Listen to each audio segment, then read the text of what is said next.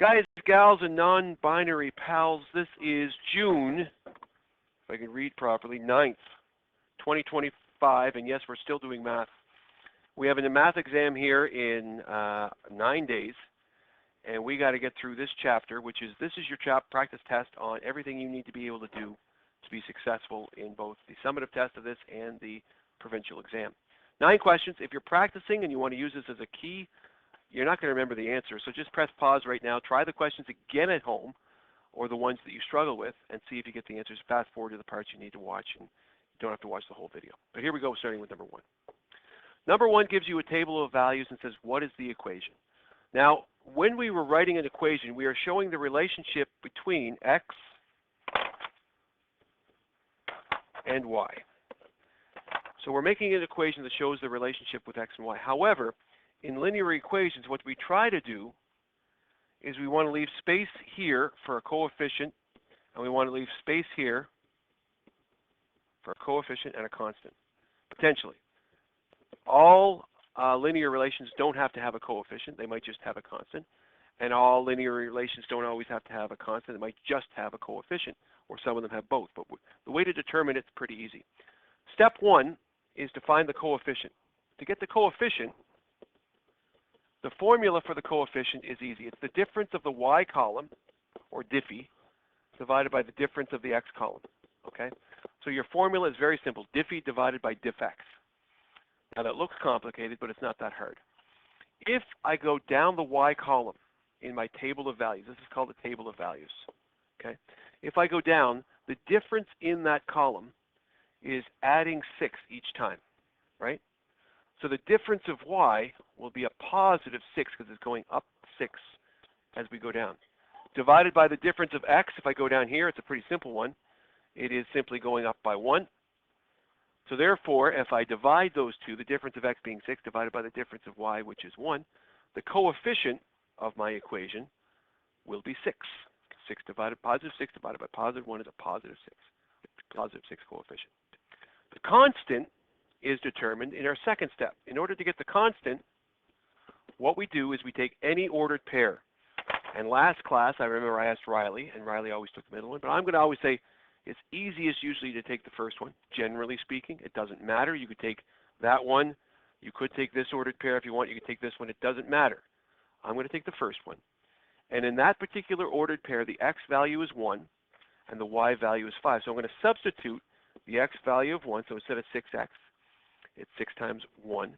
And instead of being y, it's going to be the y value of 5. I'm going to simplify this. And if those two sides are equal, your linear equation does not require a constant. Okay? If they are not equal, which these aren't, we know that the constant in this particular one is going to be what? Minus 1, correct? In order to balance those two sides, to make them equal, right? Linear equations being equal, the equality needs a minus 1, which means your constant is minus 1. And therefore, what is the equation? The equation for this table of values is 6x minus 1 will equal y. Now, this just show you that that is true. If I was to take any other, I'm going to just take the second one. If I take that second ordered pair of 2 and 11, and I substitute 2 for the x and 11 for the y, I can see that those two sides are equal, aren't they? Right? I can say it's 12 minus 1, which is 11, and 11 equals 11. So when x is 2, y will be 11. Okay?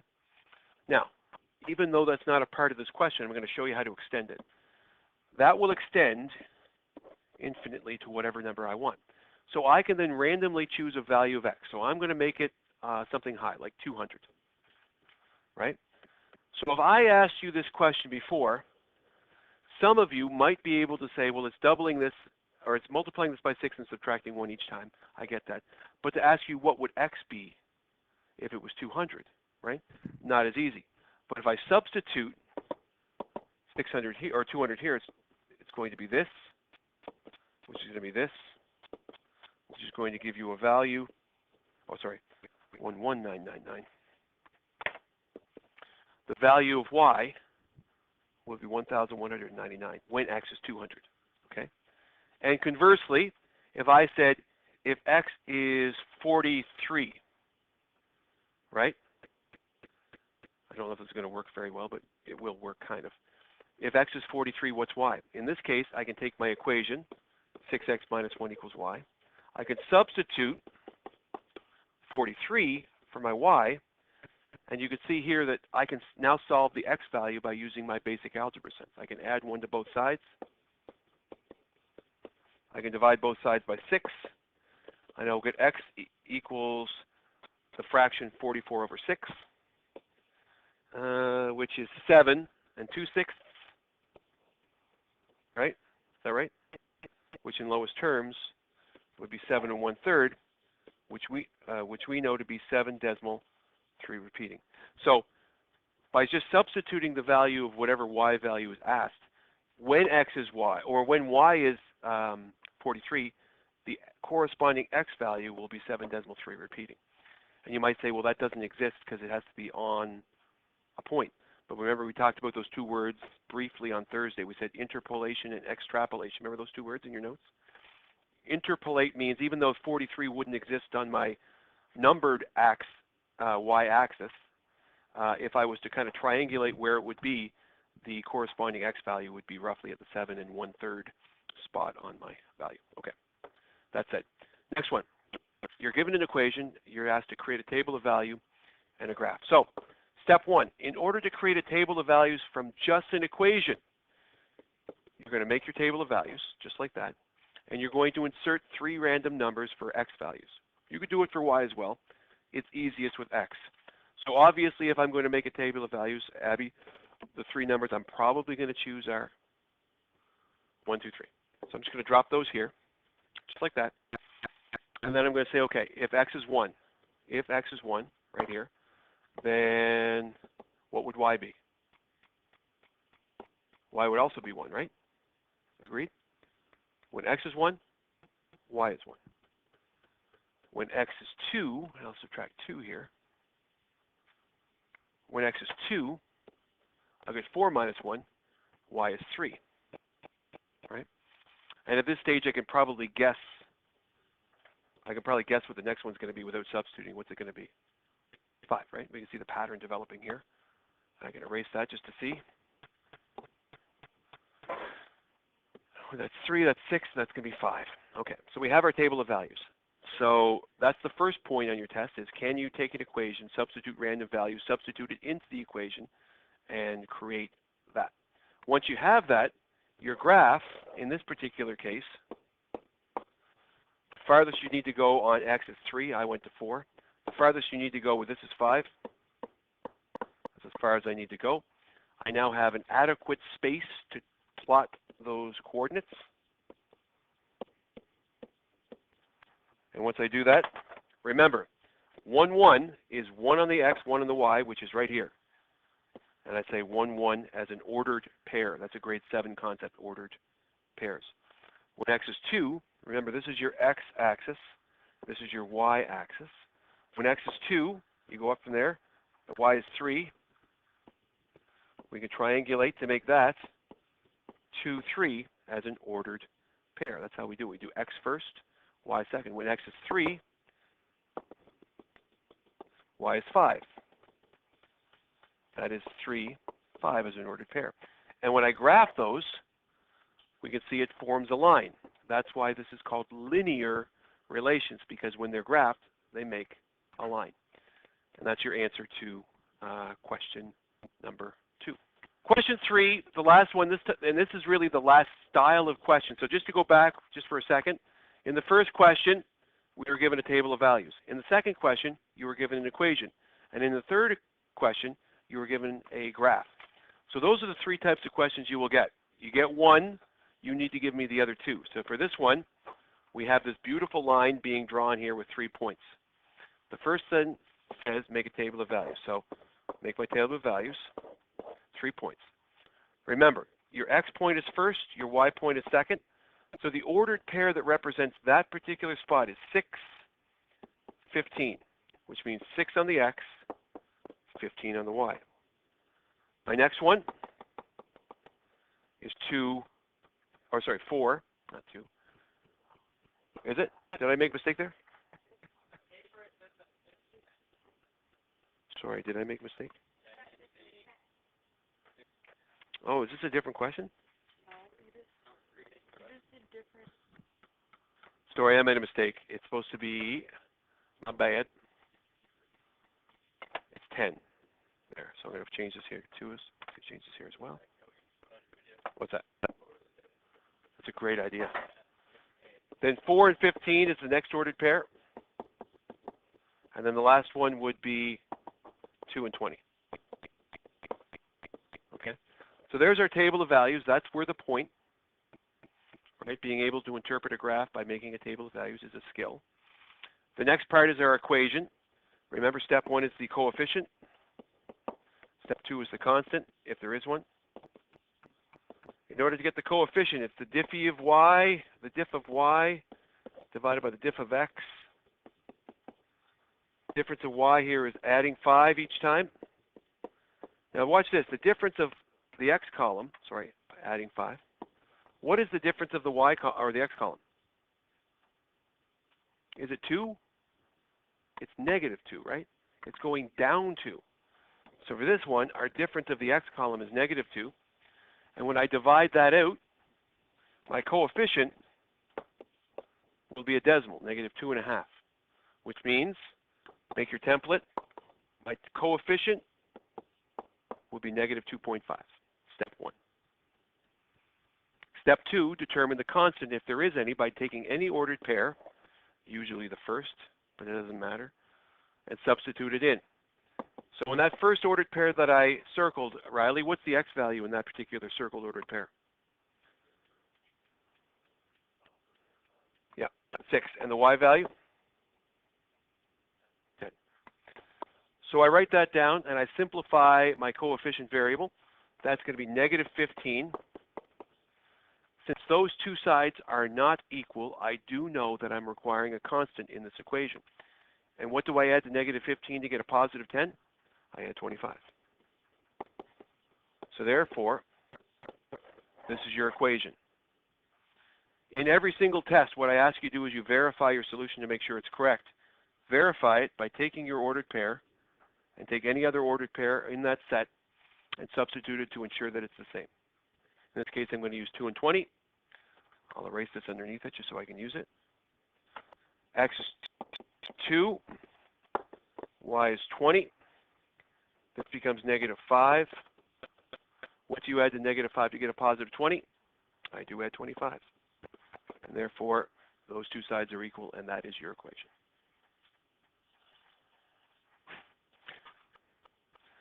Question 4, what is the equation? Difference here is what? Bryn, what's the difference in the y column? Are you sure? That's right. It's going down by 1.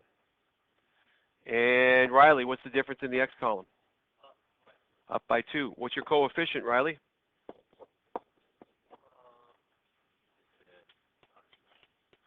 Somebody do it for him. Mike, what's the coefficient? Just look here.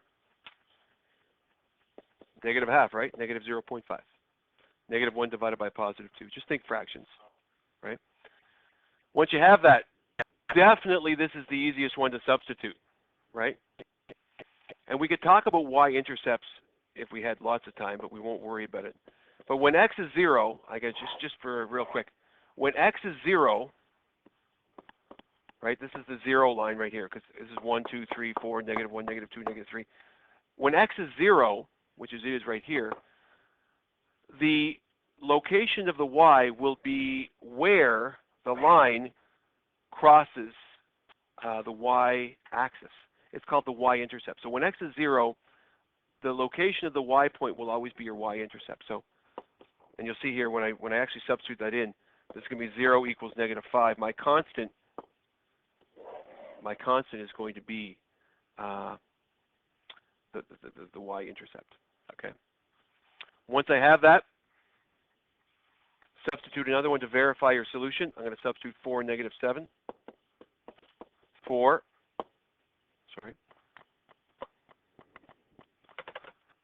4 and negative 7. If these two sides are equal, we're good. That's negative 2 take away 5, and negative 2 take away 5 is negative 7, which means that both of those sides are equal. So your equation is this, right here. Question 5, make a table of values and graph. Redundancy, yes. Simplicity, pretty easy. This time I'm going to go 0, 1, 2, just because I want to show you that y-intercept again, because we're going to actually graph it. So we have x is 0, x is 1, x is 2. Those are my three random numbers. When I substitute those three values into my equation, so negative 2 times 0 plus 1, negative 2 times 1 plus 1, and negative 2 times 2 plus 1. In all those cases, my y values will be easy to calculate. That's going to be 0 plus 1, which is 1. That's going to be negative 2 plus 1, which is negative 1. And I could probably just for those 2 points know what my next one is by continuing the pattern. The pattern is going to be, without substituting it down here, without looking at this down here, what's the next number going to be just based on pattern alone? Negative 3. It's going down each time, which it is anyway, because we could see it if we actually substitute. That is my table of values.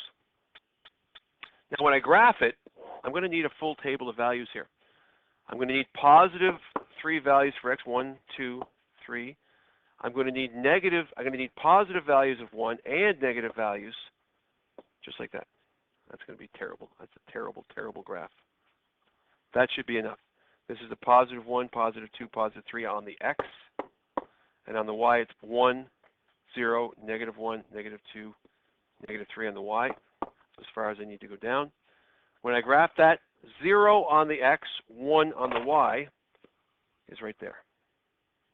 0 on the x, 1 on the y. 1 and negative 1 is there. And 2 and negative 3 is there.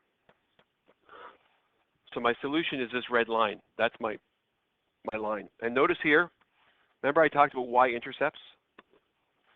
That red line is crossing the y-axis at what location? What's the location on the y-axis that it's crossing? It's crossing at the 1, correct?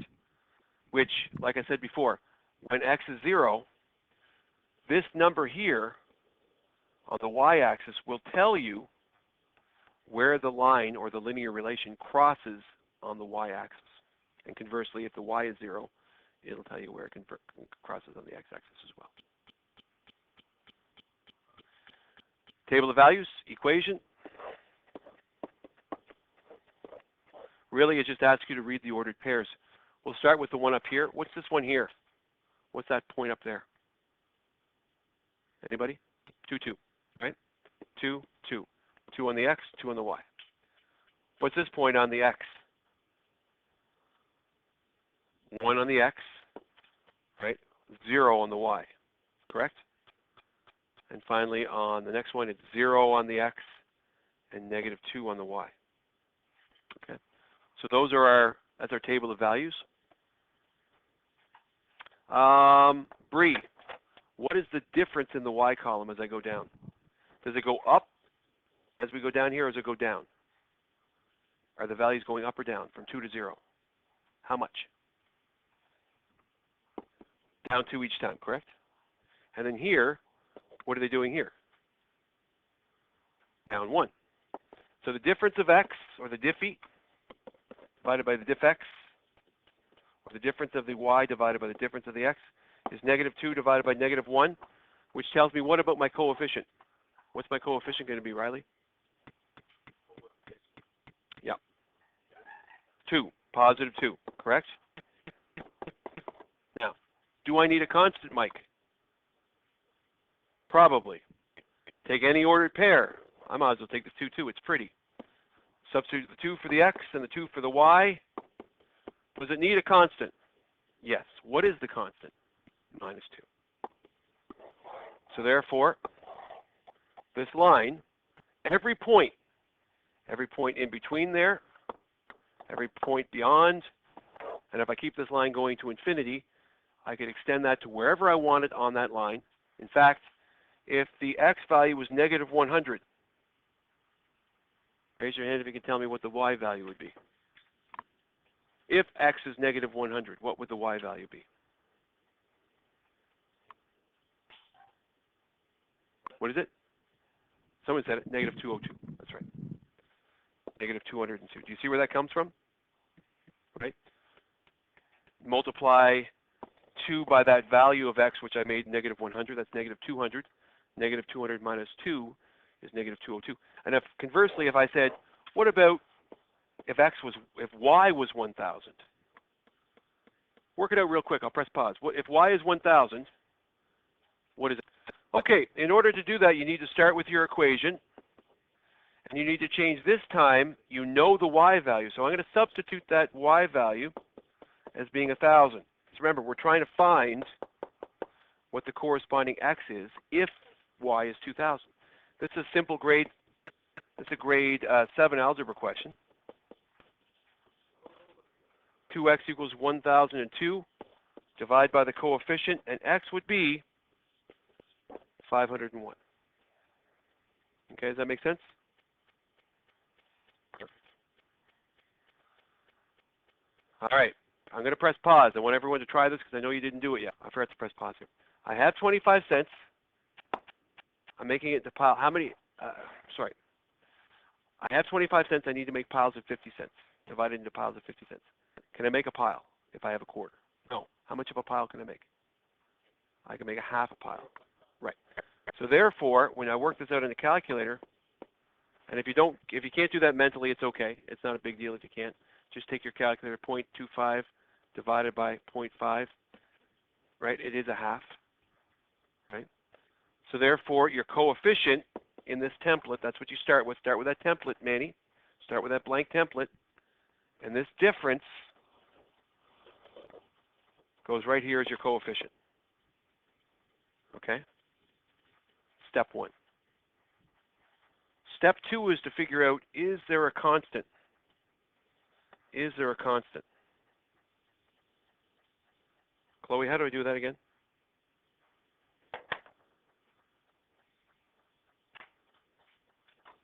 Take any ordered pair. That's probably the easiest one, right?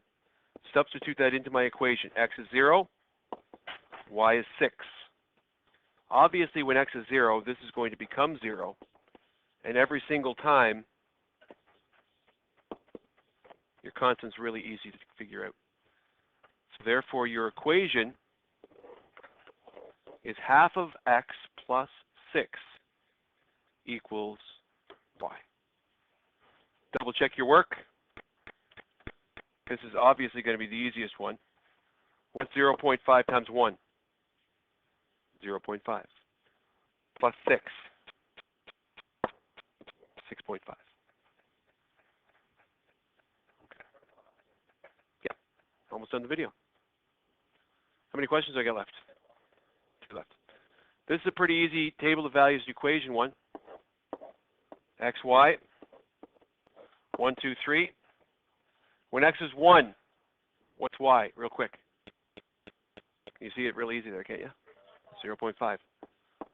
When x is 2, what's y? 1. When x is 3, what's y? 1.5. Pretty simple, isn't it? Your table of values exists in the first quadrant because it's just positive x and positive y. Positive x and positive y's. I'm going to go 1, 2, 3. A half, 1. 1.5, 2. That's as far as I need to go. Label my points. There they are. Okay. 1.5 goes here. 1.5. Boom. 2 and 1. Boom. 3 and 1.5. Boom. There's my table of values and my graph. The last one looks tricky, but it's not so hard. Make a table of values. What's this coordinate? So remember, we always do our x first. So this is your x-axis here, right? Your horizontal one's your x. And on my x, that red point is -4. On my y, that's -1. On my x, it's -3. On my y, it's -2. And finally, the last one, -2 and -3. So there's my table of values. And you might have reversed it. You might have started with -2, -3 first. It doesn't matter. It doesn't matter. Difference of y. What is that difference? It's going down 1 each time, correct? What's the difference of the x? Be careful. It's going up 1, correct? Agreed? So my coefficient will be -1. Now remember, we don't want to write a -1, so we'll just write it like that. Right? Negative x is the same thing as -1x. Take any ordered pair. I like the look of this one. It's pretty looking. Substitute it in. To be honest, it's probably best if you use the -1 coefficient here, because when I substitute x for -2, I do need to multiply it by -1, and sometimes people forget that that exists. So when I do that, I get +2 and -3. Clearly, those are not the same, and this is the last question I'm going to ask you. Based on that, 2 blank plus or minus what equals -3? -5, correct? So therefore, your constant's -5, and this, -x minus 5 equals y, is your equation.